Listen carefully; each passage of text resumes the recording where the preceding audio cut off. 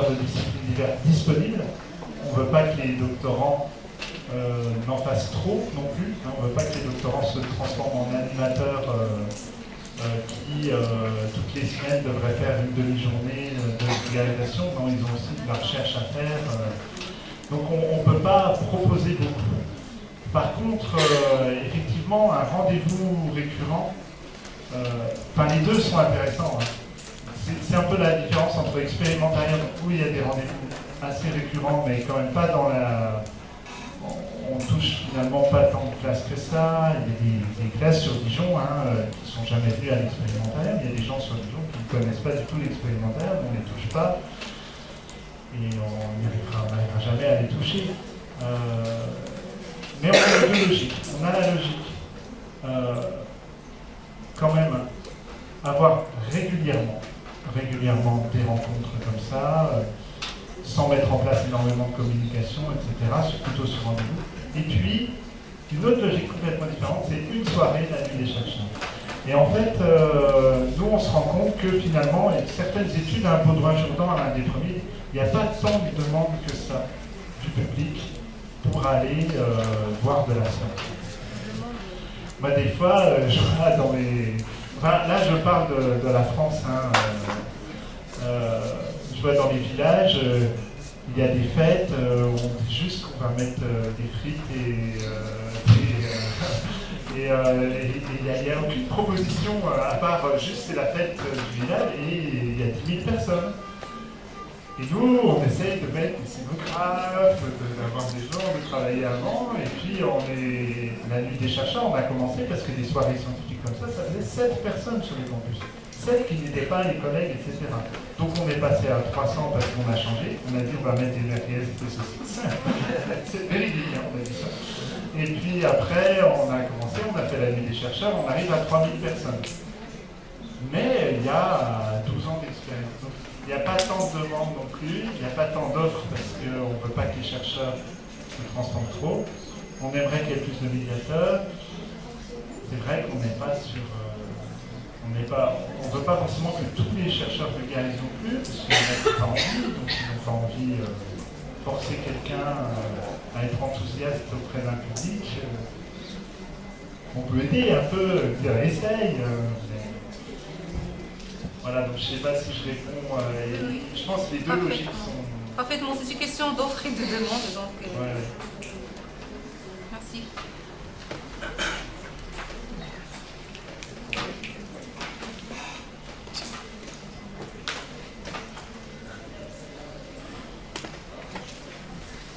Je vous remercie, monsieur le directeur de l'information.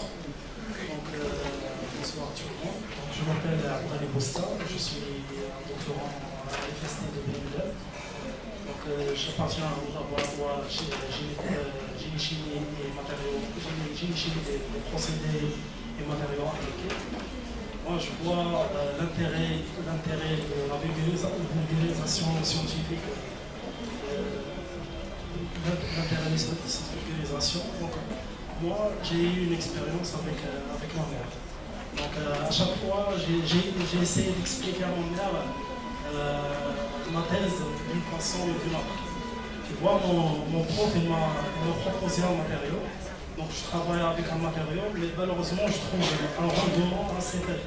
Donc, j'utilise par exemple, 40 grammes pour avoir 1 gramme. Tu vois. Donc j'ai essayé de faire plusieurs réactions parce qu'il m'a demandé de ramasser, d'avoir 10 grammes de produit final. Donc ma mère, elle m'a proposé un matériau. Elle m'a dit, il faut travailler avec cette plante-là. Cette plante n'est pas utile. Elle a un pouvoir nutritionnel comme ça. dans les cadres comme ça. Donc j'ai essayé d'utiliser cette plante. Heureusement, j'ai trouvé un rendement efficace. Je travaille avec 40 grammes, je trouve 10 grammes. Tu vois, moi j'utilise ce matériau dans différents. J'ai eu des bons résultats avec ce matériau. Donc on peut dire que chacun, même s'il est un alphabète, donc il a un point de vue qu'on doit respecter. Donc c'est pas ma façon que je vois un objet, donc chacun a sa angle de vision. Donc tout le monde doit être respecté. Donc je vous remercie. Ben, je vous remercie beaucoup pour ce témoignage. Je pense que vraiment, en fait, quand on est chercheur, alors après peut-être ça dépend vraiment des matières, hein, mais il faut être poreux,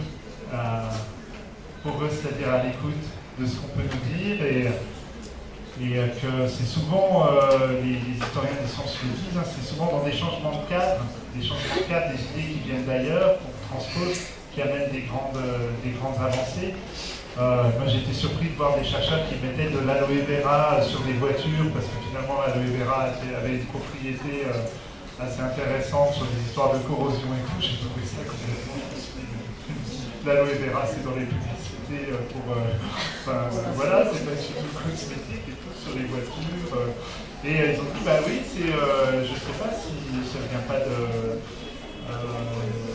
des pays dits du Sud où des gens ont testé et trouvé des choses comme ça. Voilà, hein, c'est vrai qu'il y a de la recherche souvent programmée, où on fait tous, on est tous sur l'ADN, etc. Bah, des fois, on peut essayer de tenter de trouver des chemins de traverse. Et en ce moment, je fais des chroniques radio et je recueille des témoignages comme ça. Donc j'ai un chercheur, Mohamed Haddad, qui travaille sur les plantes médicinales, m'a dit qu'il se baladait avec quelqu'un et lui a dit tiens, ce fruit-là, il est vraiment très intéressant pour telle maladie. J'ai dit alors j'ai pas le droit de le dire. Et finalement, quelques années après, il a repensé, il a testé et puis il a trouvé des molécules et des choses vraiment très intéressantes. Donc voilà, on trouve bien évidemment des idées quand on se plonge, quand on est dans notre bulle, quand on analyse. Mais ça n'empêche pas d'être poreux aux idées, et c'est en vulgarisant, en s'ouvrant, en travaillant ça, parce que c'est un plaisir aussi. Vous voyez les gens à table et tout qui arrivent à bien raconter, c'est souvent les mêmes dans les familles. En fait, ils ont développé ça. Et en racontant bien, on peut avoir vraiment des bons retours et se donner la possibilité d'avoir cette fulgurance. Moi, je l'ai eu avec des enfants. J'ai fait l'expérimentarium. Et il y avait des jeunes, et je me souviens toujours de cette jeune fille, il n'y avait que des physiciens, des jeunes filles qui venaient là à l'expérimentarium, qui était finalement une littéraire, qui m'a posé une question, et j'ai fait « Oh !» Mais j'y avais pu penser. Voilà, donc en s'ouvrant, c'est pas magique, hein, on trouve quand même beaucoup d'idées dans la biblio et en sciences de la science, mais en s'ouvrant, on peut trouver des choses originales. Oui. Oui. En fait, je me présente, je m'appelle Omar Ahmed et je suis doctorant au sein de cette faculté. Et je me suis inscrit depuis 7 mois, je suis nouveau encore, et je travaille sur la soutenabilité de la dette publique. C'est les genres sur lesquels on peut facilement attirer les gens pour partager, les séduire. Mais bon, ces réseaux me paraissent réussis. C'est intéressant, important. Malheureusement, il n'y en a pas partout. Ici, nous, les doctorants, nous cherchons, nous attendons les occasions, telles que les appels à communication, pour pouvoir partager, échanger. Mais sinon, voilà, c'est passionnant, c'est épanouissant même. Pour les doctorants que nous sommes, souvent on est avec nos ordinateurs, avec nos outils, à faire des modélisations, vérifier les relations. Quand on partage, c'est bien. On échange, c'est bien. Mais bon, sinon je n'avais pas essayé de partager avec la famille et tout. Est-ce que c'est faisable? Le témoignage des collègues me pousse un peu à en parler, à mes amis et à la famille, je verrai. Mais sinon, voilà. C'est intéressant d'y penser avant, de regarder dans les bouquins d'enfants aussi comment les gens racontent. Parce qu'on peut aussi, moi avec ma maman, les maths, elle me disait oui, alors qu'elle était prof de sciences, hein, elle ne voulait pas trop que je lui parle de maths, donc faut peut-être pas aller à l'échec tout de suite, hein, c'est pas mal de s'entraîner. Et aussi, ce que je voulais vous dire, on n'est pas obligé d'attendre un programme institutionnel qui viendrait, qui aurait l'historique de l'expérimentarium, etc. Voilà, c'est de tous les instants, en fait, on peut s'exercer, s'entraîner, et vraiment, je pense que c'est la parole, voilà, la parole, les idées échangées. Déjà avec des proches, comment tu le raconterais, avec vos collègues, et puis après, hop, se lancer avec la famille.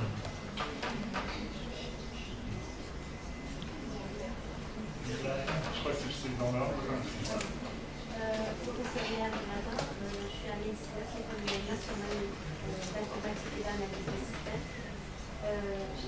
Donc moi, ma question était essentiellement sur la thématique et c'est-à-dire la possibilité de pouvoir soutenir en sciences de l'information et de communication.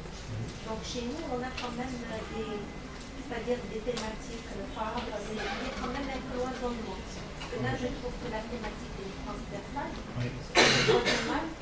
Comment nous, on pourrait publier, c'est-à-dire si ce n'est pas dans la faculté de sciences d'éducation, où on a un peu de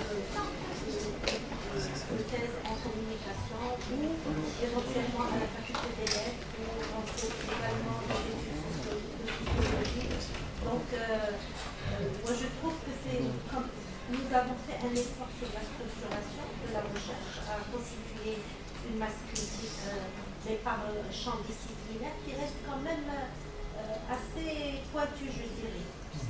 Mais de là à trouver vraiment, je veux dire, à ouvrir ce champ pour pouvoir publier dans quelque chose qui est transversal, ça va peut-être aider à plus innover, à aller chercher des choses pluridisciplinaires.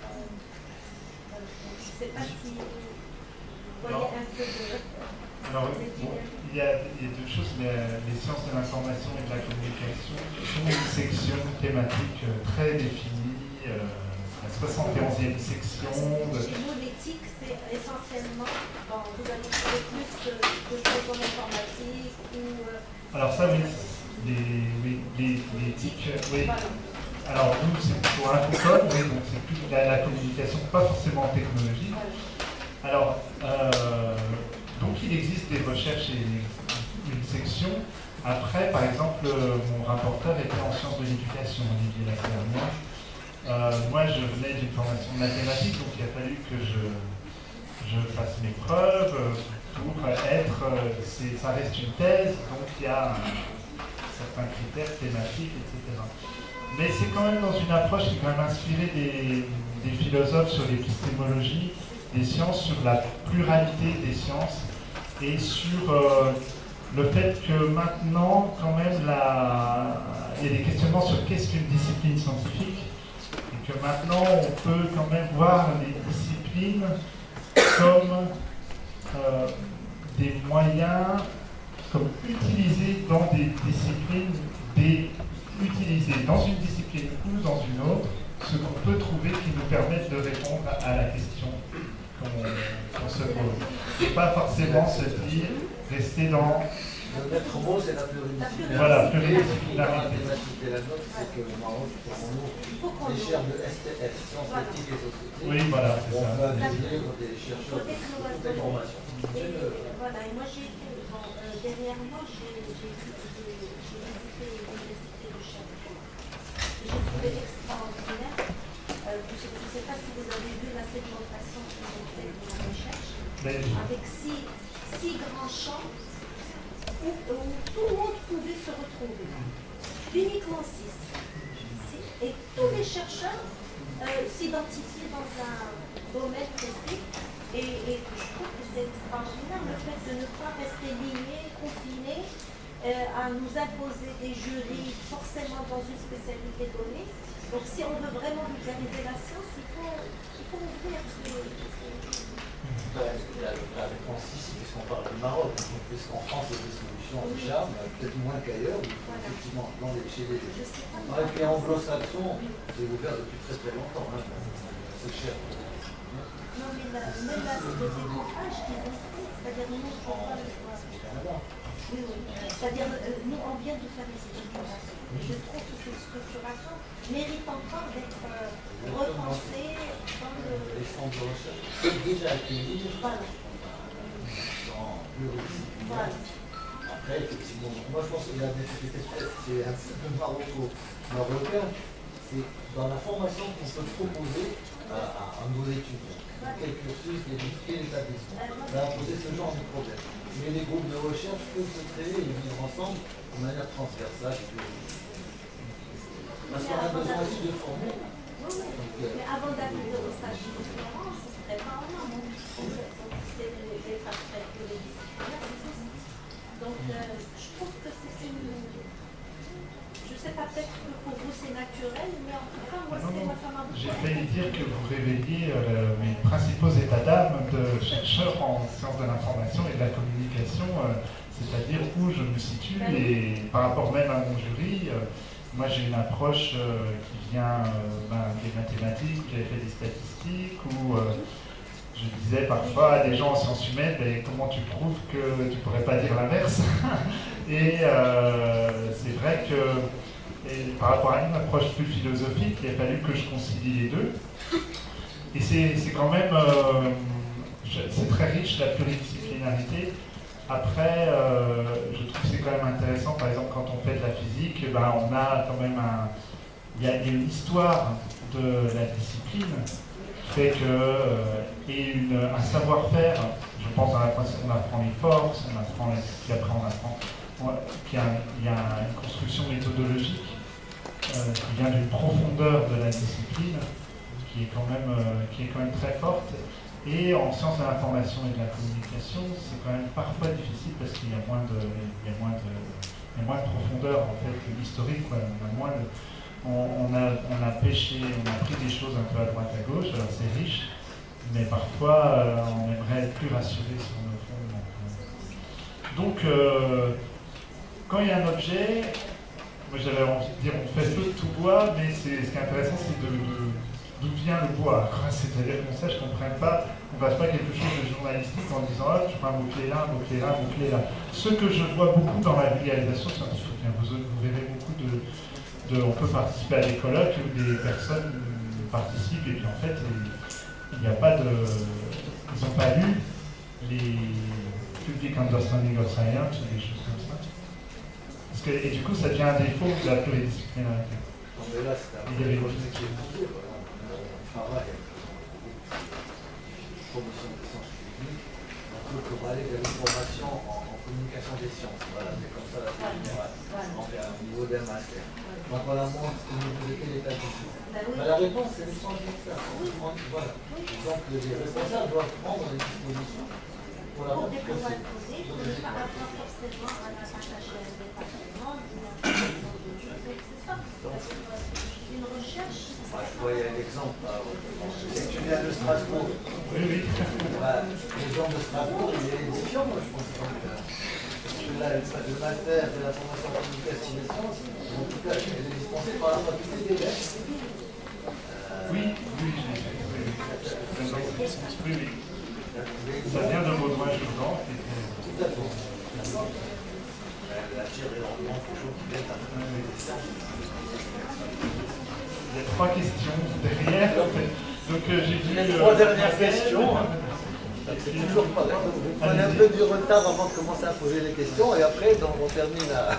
Mais c'est très bien. Mais c'est toujours comme ça. Doucement, c'est une petite timidité au départ, mais après. 3 dernières questions là parce qu'on est pris par le temps. En fait, je fais partie du CEDOC de la faculté de médecine et mon intervention, c'est pas pour vous poser une question en fait, mais c'est plutôt pour vous remercier de votre sens de partage, de partager avec nous votre expérience d'expérimentariat. Et comme vous l'avez bien mentionné, et comme a dit Einstein, si on n'arrive pas à expliquer notre sujet à quelqu'un d'autre, et notamment à un petit enfant, ça veut dire qu'on n'est pas capable de bien le maîtriser nous-mêmes. Et